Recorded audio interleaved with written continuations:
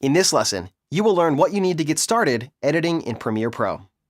First, you're going to need to get Adobe Premiere Pro CC. Years ago, you could buy Premiere Pro as a standalone product, and it would be yours forever. Now, you have to use the Adobe Creative Cloud subscription-based payment model. Like it or not, it's here to stay.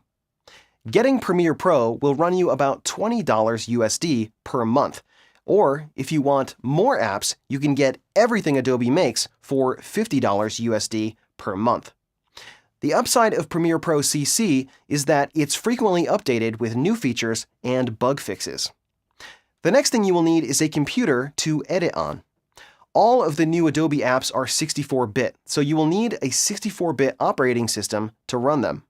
On PC, that means Windows 7 with Service Pack 1 64-bit or Windows 8 64-bit. On Mac, you need OS X 10.8, 10.9, or 10.10. For hardware, you're going to need a little bit of horsepower. You need an Intel Core 2 Duo or AMD Phenom 2 processor with 64-bit support on PC, and a multi-core Intel processor with 64-bit support on the Mac. 4 GB of RAM is the minimum requirement, but 8 GB is recommended. You need at least 4 GB of space on your hard disk for installation, and a 7200 RPM or faster drive is recommended.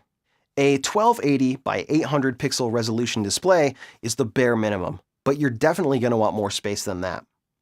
On a Mac, there isn't a sound card requirement, but on a PC, you need a sound card with the ASIO protocol or the Microsoft Windows driver model, but I think you should be fine with just about any sound card on PC. You also need QuickTime 7.6.6 software and an internet connection. The internet connection is required for registration and for the software to make sure that you have paid your monthly fee.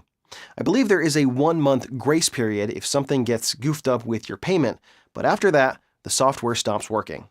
Finally, if you want to use any of the GPU-accelerated features, and you definitely do, you're going to need an Adobe-certified GPU card with at least 1 GB of virtual RAM.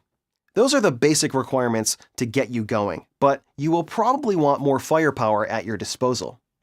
CPU speeds will help with the real-time playback of your files and exporting your projects, so more cores and faster speeds will help. For RAM, more is always better.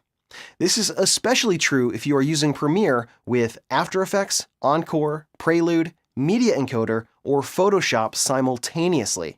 All of these apps share the same memory pool, so if you have too little RAM, your performance will be crippled. If you want to use any of these apps at the same time, you probably want 16 GB of RAM at the minimum. In my main workstation, I have 24 GB of RAM, and in my backup workstation, I have 16.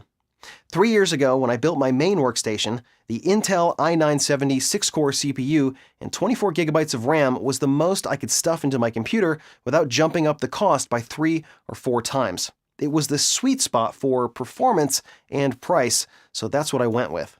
6 months later, this was a different story, but that's how these things work. If you need a system for right now, it doesn't really matter what's coming down the pipe in a few months.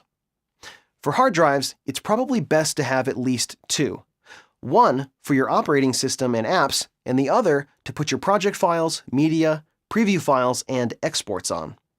As you add additional drives, you can start moving things around to optimize your data flow. For example, if you had 3 drives, you might want to put your OS and apps on the first, media and project files on the second, and preview files, media cache, and exports on the third. This way, when you go to export your projects, you will be pulling the assets from one drive and writing the rendered video files to another, which will speed things up. SSDs are super fast and great to have, but you might want to reserve those for areas where you need the most speed, like your main OS drive and your media cache drive. If you can put your media assets on an SSD, that would be even faster, but video media is gigantic, and that isn't always an option.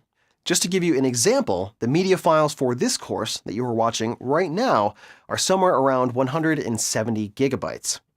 Once you get a few projects under your belt, the storage of your media assets starts to become an important thing to manage. If you edit video long enough, you're going to have to start juggling projects from internal to external storage. But this can be as simple as using a hard drive dock and a bunch of drives. To take advantage of some of the recent speed improvements in Premiere, you should also have a GPU that will work with Premiere's GPU-accelerated features. They have a list of approved cards which covers a lot of popular cards, but some cards that are not on the list will also work. For example, I have an NVIDIA 970 GTX, which isn't on the list, and it works just fine. Like I mentioned earlier, the basic monitor requirement is super low, and you will probably want to have at least one 1920 by 1080 or higher monitor. 2 or 3 monitors would be even better so that you can spread out your panels and have more space to work. You might also want to consider a monitor calibration tool as well.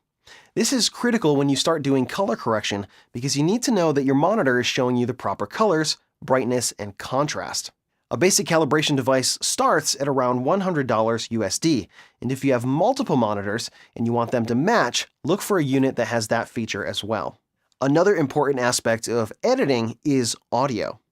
It isn't listed anywhere in the requirements, but you should have a decent pair of audio monitors and headphones to use when you're editing. Making changes to the audio will require a higher level of speaker quality than you will get with your computer speakers. The PreSonus Aris E5 or the Yamaha HS5 is a good place to start with audio monitors. For headphones, you might want to check out the Sennheiser HD280 Pro, Sony MDR7506, or a super inexpensive option is the Monoprice 8323, which are shockingly good for the price. Whatever hardware you choose, I would recommend aiming for a little bit better than you think you might need. As cameras get better, you're going to need to deal with higher resolutions and higher bitrate codecs. These will put a lot more strain on your system, and a little extra firepower will go a long way to easing that transition. Now that you understand what you need to get started in Premiere Pro, you are ready to learn about file organization, which is coming up next.